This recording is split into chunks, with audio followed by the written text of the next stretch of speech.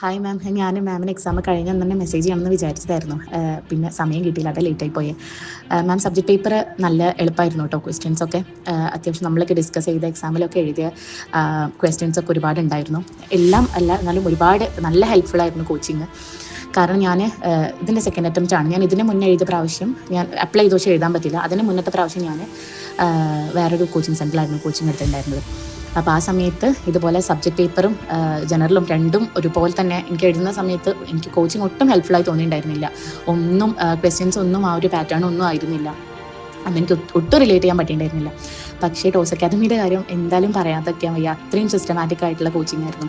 Exams ആയാലും എല്ലാം ആണെങ്കിലും നമ്മളിനി നമ്മളെ സമയക്കുറവ് മൂലം നമ്മൾ എഴുതിയില്ലെങ്കിലേ ഉള്ളൂ. ആസ് പെർ അതിൻ്റെ കൂടെ മാക്സിമം പോകാൻ ശ്രമിച്ചിട്ടുണ്ട്. അതുകൊണ്ട് തന്നെ ആയിരിക്കണം മാർക്ക് സ്കോർ ചെയ്തതെന്നാണ് എനിക്ക് തോന്നുന്നത്.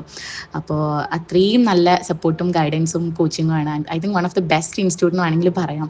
അത്രയും അടിപൊളിയാണ് നിങ്ങളെ